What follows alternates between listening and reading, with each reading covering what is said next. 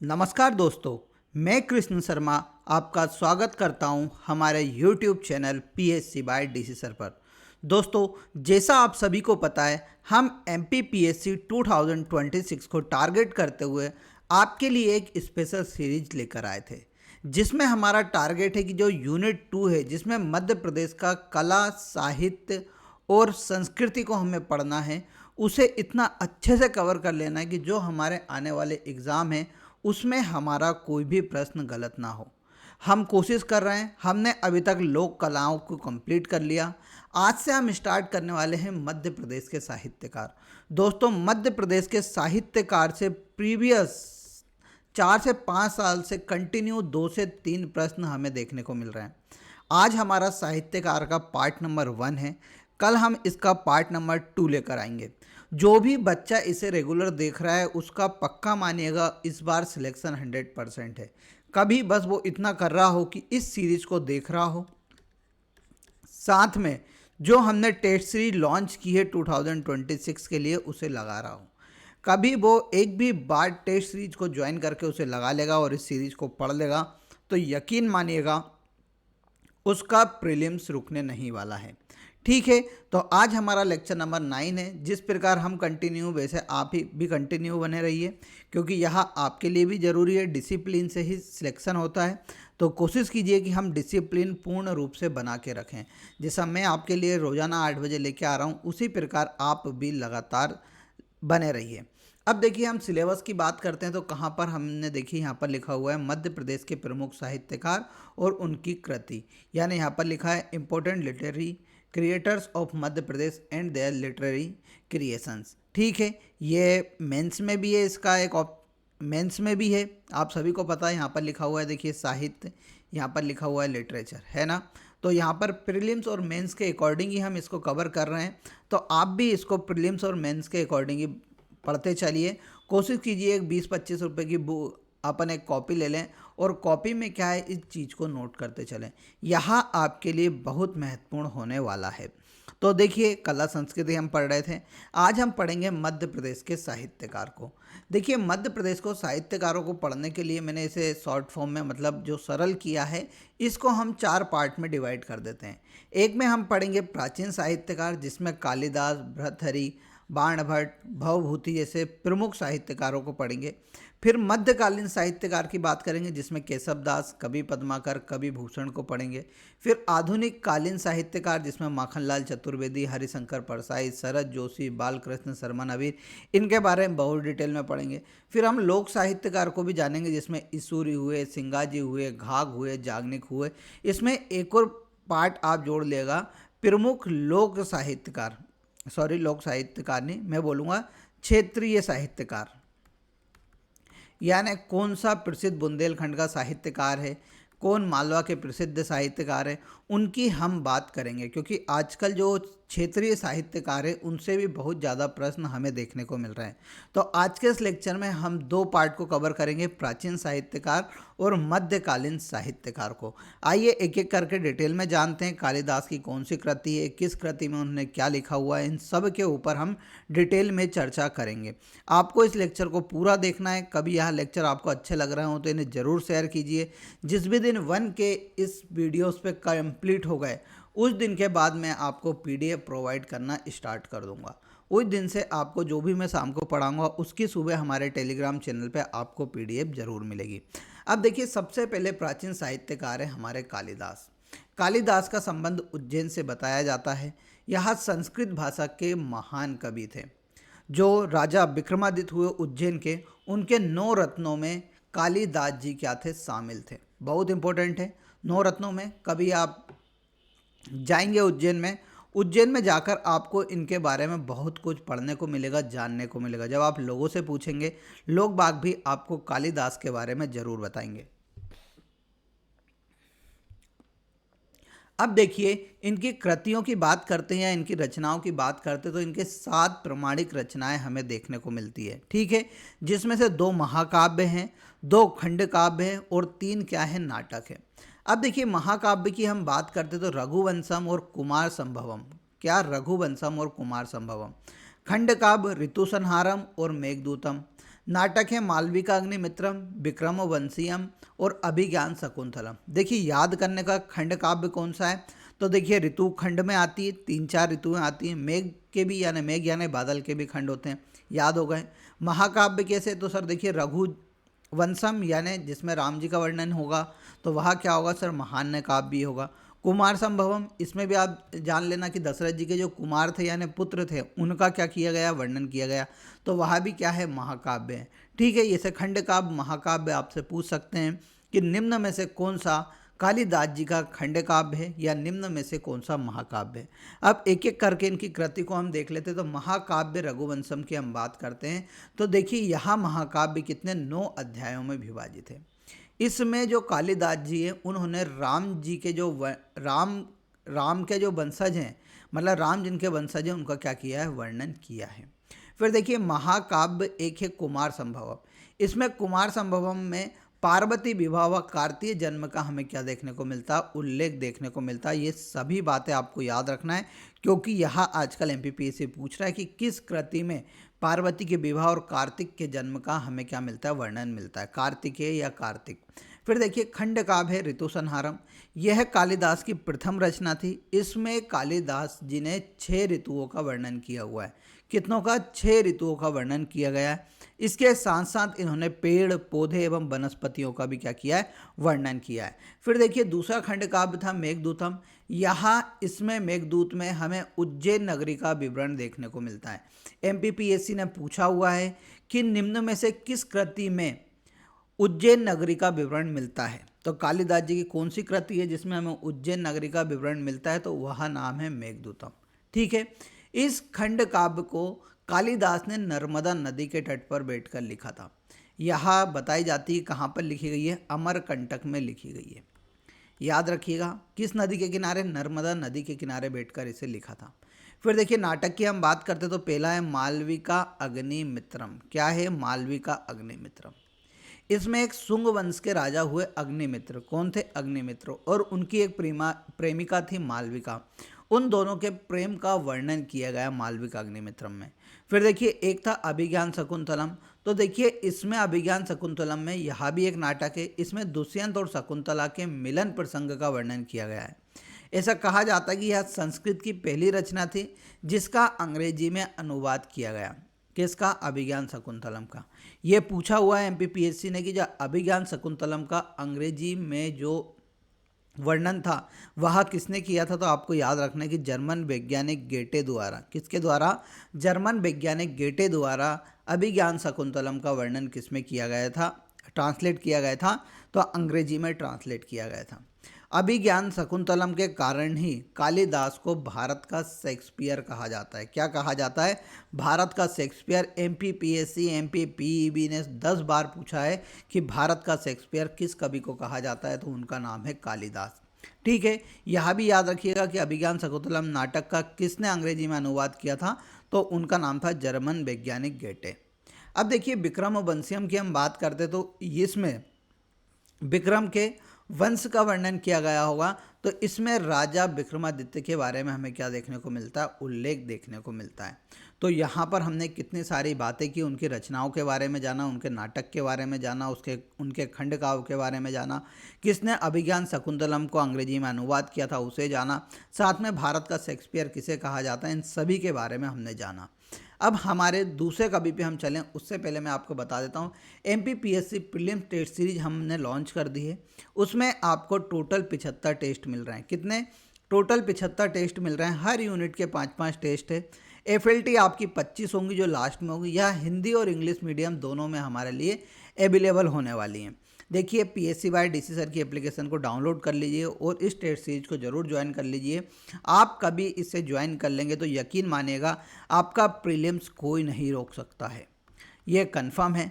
देखिए आपको कोई भी अधिक जानकारी लेना तो हमारे दिए गए नंबर पर आप कांटेक्ट कर सकते हैं। ठीक है, अब देखिए अगले साहित्यकार हैं हमारे भर्तृहरि। भर्तृहरि की बात करते हैं तो जो राजा विक्रमादित्य थे उनके ही भाई कौन थे, भर्तृहरि थे। यह उज्जैन के राजा रहे हैं, प्रसिद्ध साहित्यकार भी रहे हैं और प्रमुख कवि भी रहे हैं। इनके गुरु का नाम क्या था, गुरु गोरखनाथ। इंपॉर्टेंट है, एमपीपीएससी ने पूछा हुआ है गुरु गोरखनाथ किसके शिष्य थे। ठीक है, कवि भर्तृहरि उज्जैन के राजा पद से हटे। उसके बाद उन्होंने साधना के लिए कहाँ पहुँचे? उत्तर प्रदेश के चुनार में पहुँचे। कहाँ पर?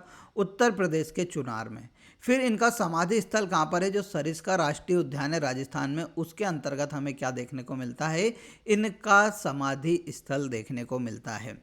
MPPSC ने 5 से 6 बार पूछा है भर्तृहरि के समाधि स्थल या उनके साधना स्थल के बारे में। इनकी जो प्रमुख रचनाएं हैं वह हैं त्रिशतक, जिसमें हम श्रृंगार शतक पढ़ते हैं, नीति शतक पढ़ते हैं और वैराग्य शतक पढ़ते हैं। ये इंपॉर्टेंट है, बार बार पूछी जाती हैं। उसके अलावा इनकी है वाक्यदीप, वेदांत सूत्र और महाभाष्य त्रिपदीय। ये भी क्या है? इनकी प्रमुख रचनाएं। अब देखिए नीति शतक की बात करते हैं तो नीति शतक में 102 श्लोक हैं, जिसमें दैनिक जीवन की नैतिकता पर अधिक बल दिया है। यानी इसमें बताया है कि लोगों को नैतिक जीवन में किस प्रकार से डेली जीवन में, रोजाना दैनिक जीवन में लोगों को किस प्रकार से नैतिक होना चाहिए, उसके ऊपर 102 श्लोक लिखे हैं। फिर देखिए श्रृंगार शतक की बात करते तो इसमें 104 श्लोक है, जिसमें प्रेम में डूबी हुई स्त्रियों का आकर्षण पर पुरुषों के मोहित होने तथा स्त्री पुरुष के व्याकुल हो जाने का सजीव वर्णन किया गया है। यानी जो स्त्रियां होती हैं उस पर पुरुष कैसे मोहित होते हैं, उन सभी के ऊपर लिखा हुआ है। वैराग शतक में 107 श्लोक है, जिसमें बताया गया कि संसार को क्षण भंगुर कहा गया है। यानी हर चीज़ क्या है? क्षणिक मात्र है, ज़्यादा दिनों के लिए नहीं है। यहाँ पर बोला गया है कि जीवन का अंतिम लक्ष्य मोक्ष पाने के लिए भक्ति एवं त्याग की बात कही गई है। यानी कभी आपको मोक्ष पाना है तो आपको भक्ति और त्याग करना पड़ेगा। ये वैराग्य शतक में भर्तृहरि जी द्वारा लिखा गया है। अब हम बात करते हैं तीसरे लेखक भवभूति के बारे में। तो देखिए भवभूति भी संस्कृत के एक महान लेखक थे। इनका जन्म होता है महाराष्ट्र के पद्मपुर में। MPPSC बहुत बार पूछ चुका है कि भवभूति का जन्म कहाँ हुआ है, या मध्य प्रदेश के ऐसे कौन से संबंधित लेखक है जिनका जन्म कहाँ पर? महाराष्ट्र के पद्मपुर में हुआ है। ठीक है। इनके बचपन का नाम श्रीकंठ था।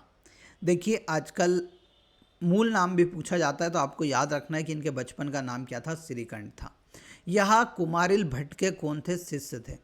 और कुमारिल भट्ट किसके शासन में रहा करते थे? तो कन्नौज के शासक राजा यशोवर्मन के ही वह दरबारी कवि थे। तो उसके बाद भवभूति भी कहाँ पर? राजा यशोवर्मन के दरबारी कवि बन गए थे। इन्हें भारत का मिल्टन कहा जाता है। क्या कहा जाता है? भारत का मिल्टन कहा जाता है। MPPSC ने पूछा है कि भारत का मिल्टन किसे कहा जाता है, तो उनका नाम है भवभूति। इनकी रचनाओं की हम बात करते तो मालती माधव, महावीर चरित्रम और उत्तर रामचरित्रम हमें देखने को मिलती है। अब मालती माधव की बात करते तो यह मालती माधव क्या है? एक नाटक है, जिसमें उज्जैन के गरीब युवक माधव और उज्जैन के दरबार के मंत्री कन्या मालती के प्रेम का वर्णन कहा गया है। गरीब युवक कौन था? माधव। और जो उज्जैन के दरबारी थे वो कौन थे? दरबारी मंत्री की बेटी कौन थी? मालती। इन दोनों के प्रेम का वर्णन किया गया है किस नाटक में? मालती माधव में। फिर देखिए महावीर चरित्रम, यह वीर रस में लिखी गई एक कृति है, जिसमें महावीर चरित्र को कितने 6 भागों में बांटा गया है। इसमें राजा राम को मर्यादा पुरुषोत्तम बताया गया है। क्या बताया गया है? मर्यादा पुरुषोत्तम बताया गया है। इसमें महावीर चरित्रम कुछ परिवर्तन के साथ रामायण पर ही आधारित एक क्या है? लेख है। फिर देखिए उत्तर रामचरित्रम, तो उत्तर रामचरित्रम संस्कृत भाषा का प्रथम दुखांत नाटक है। यानी जिसमें हमें क्या देखने को मिलता है? दुख देखने को मिलता है। इसमें मेनली जो राम भगवान ने वनवास बिताया उसकी कहानी, साथ साथ उसके बाद उनका राज्य अभिषेक होता है, उसकी कहानी हमें क्या देखने को मिलती है इस नाटक में। ठीक है। अगले कवि है हमारे बाण भट्ट। देखिए बाण भट्ट, इनका जो पूर्वज कहाँ पर? सोन नदी के किनारे कहाँ पर? चित्रकूट के निवासी थे। कहाँ पर? चित्रकूट ग्राम के निवासी बताए जाते हैं। ठीक है। फिर देखिए ये कन्नौज के शासक हर्षवर्धन के कौन थे? दरबारी कवि थे। MPPSC 10 बार पूछ चुका है कि बाण भट्ट किसके दरबारी कवि थे, तो आपको याद रखना है हर्षवर्धन के क्या थे? दरबारी कवि थे। इनकी रचनाओं की हम बात करते तो हर्षचरित्रम, कदाम्बरी, चंडी शतक, पार्वती परिणय और मुकुट तदादिक क्या थी? इनकी प्रमुख रचनाएं थी।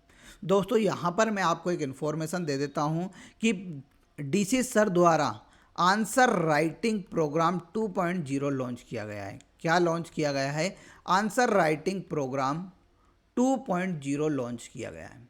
याद रखिएगा, ये मात्र 199 में आपको ऑनलाइन मिलने वाला है, जैसे प्रीवियस टाइम में हमने आंसर राइटिंग प्रोग्राम में आपको बताया था कि सर क्या करते हैं, डेली आपको प्रश्न देते हैं, उसके बाद आपको आंसर लिखना सिखाते हैं। उसी प्रकार आंसर राइटिंग प्रोग्राम 2.0 में भी यही होने वाला है।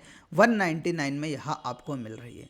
कभी आपको इस कोर्स को ज्वाइन करना है तो हमारी application PSC by DC sir को डाउनलोड कर लो और वहाँ पर जाकर ज्वाइन कर लो। यह प्रोग्राम 1 अगस्त से क्या होने वाला है, शुरू होने वाला है। 1 अगस्त से लेके यह कंटिन्यू चलेगा। ठीक है, तो आप कोशिश कीजिए कि इसमें एनरोल हो जाइए और हमारे 2.0 प्रोग्राम का पूरा लाभ उठाइए। पहले भी आपको पता है कि बहुत फ़ायदा हुआ था, अब यह वापस से शुरू हुआ है। अब हम आगे बात करते हैं हर्षचरितम इनकी रचनाओं की। तो यह बाणभट्ट की क्या थी, प्रथम रचना थी। क्या थी, प्रथम रचना थी। इसमें बाणभट्ट ने अपनी आत्मकथा का वर्णन किया है तथा शेष भाग में कन्नौज के पुष्पभूति वंश के राजा हर्षवर्धन के चरित्र का उत्कृष्ट वर्णन किया है। ठीक है, फिर देखिए कादम्बरी की हम बात करते तो कादम्बरी बाणभट्ट का एक क्या था, श्रेष्ठ गद्य काव्य था। ठीक है, इसमें कादम्बरी का शाब्दिक अर्थ है मीठी मदिरा। क्या है, मीठी मदिरा। इसमें ऐतिहासिक पात्र कादम्बरी और महाश्वेता के प्रणय प्रसंगों का श्रृंगार रस से युक्त रोचक वर्णन किया गया है। इसके अंतिम भाग में बाणभट्ट के पुत्र पुलिंद भट्ट को पूरा किया था। इसको मतलब जो बाणभट्ट के बाद इसने किसको लिखा था, पुलिंद भट्ट थे, उन्होंने कादम्बरी को पूरा किया था। फिर देखिए मुकुट ताड़ी तक क्या थी, यह बाणभट्ट की महाभारत कालीन घटना पर आधारित लिखी गई है। इसमें महाभारत युद्ध के दौरान भीम और दुर्योधन के युद्ध का वर्णन हमें देखने को मिलता है। यह वीर रस प्रधान है। पार्वती परिणय, इसमें कवि बाणभट्ट ने भगवान शिव और पार्वती के विवाह का वर्णन किया हुआ है। चंडी शतक में माँ जगदम्बा भवानी का चंडी स्वरूप की में क्या की गई है, स्तुति की गई है। तो ये सभी क्या थे, बाणभट्ट की प्रमुख रचनाएं थी, उनके डिटेल भी हमने जाना। यह आपको मेंस में लिख के आना होती है।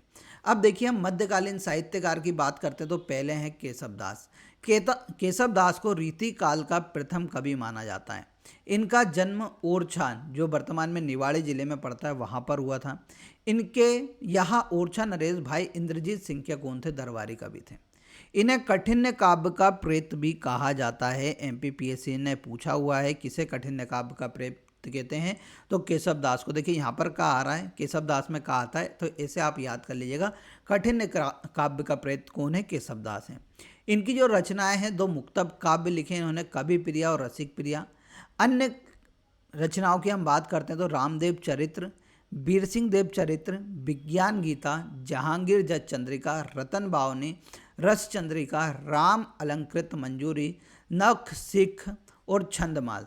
देखिए विज्ञान गीता MPPSC पूछ चुका है, जहांगीर जज चंद्रिका MPPSC पूछ चुका है, वीर सिंह देव चरित्र MPPSC पूछ चुका है, नख सिख MPPSC पूछ चुका है, कवि प्रिया और रसिक प्रिया MPPSC पूछ चुका है। यानी यह इंपॉर्टेंट कवि हैं जिनके बारे में बार बार MPPSC पूछता है। फिर देखिए कवि भूषण की बात करते तो इनका जन्म उत्तर प्रदेश के कानपुर में हुआ था। ये राजा छत्रसाल के क्या थे, समकालीन थे। ठीक है, इन्हें चित्रकूट के राजा रुद्रदामन ने क्या कवि भूषण की उपाधि दी थी, आपको याद रखना है। ठीक है, अब देखिए हम आगे बात करते हैं तो इनकी रचनाएं कौन कौन सी है। तो भूषण हजारा है, भूषण उल्लास है, शिवराज भूषण है, छत्रसाल दशक है, शिवा वावनी है, छंदमाल है, दूषण हजारा है। शिवा वावनी MPPSC पूछ चुका है, छत्रसाल दशक MPPSC पूछ चुका है। भूषण हजारा तो आप आराम से लगा दोगे क्योंकि इसमें भूषण आ रहा है। भूषण उल्लास, शिवराज भूषण, इन तीनों में भूषण आ रहा है तो ये पूछता है। छत्रसाल दशक और शिवा वावनी बार बार MPPSC पूछता है। फिर देखिए कवि पद्माकर की बात करते तो इनका जन्म कहाँ पर हुआ था, सागर में हुआ था। ठीक है, अब देखिए इनकी रचनाएं गंगा लहरी है, राग रसायन है, प्रबोध पचासा है, प्रबोध चंद्रायन है, जयसिंह बिरुदावली है, अलीजहा प्रकाश है और हितोपदेश है। MPPSC अलीजा प्रकाश के बारे में पूछ चुका है और प्रबोध चंद्रदायन के बारे में भी पूछ चुका है, तो आपको याद रखना है। फिर देखिए राजा भोज हमारे मध्यकालीन के आखिरी कवि बताए जाते हैं। इनका जन्म धार जिले में बताया जाता है। इनकी प्रमुख रचनाएं हैं चंपू रामायण, सरस्वती कंठावरण, तत्व प्रकाश, श्रृंगार मंजरी, चारू चर्चा। इन्होंने बहुत सारी किताबें लिखी परंतु यह इंपॉर्टेंट है।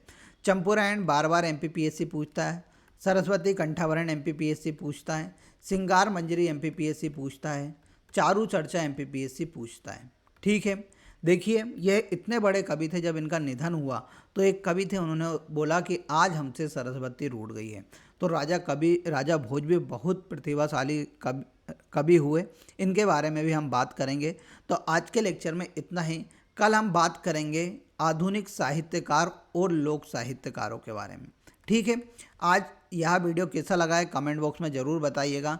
साथ में आपको एक आंसर देके जाना है कि मालविका अग्निमित्रम में किस वंश के राजा का उल्लेख किया गया है। मालविका अग्निमित्रम में किस वंश के राजा का उल्लेख किया गया है।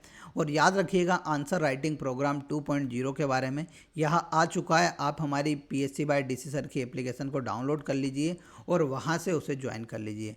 मिलेंगे कल के लेक्चर में वापस से, तब तक के लिए जय हिंद, जय भारत। ओ भाई क्या गर्मी है।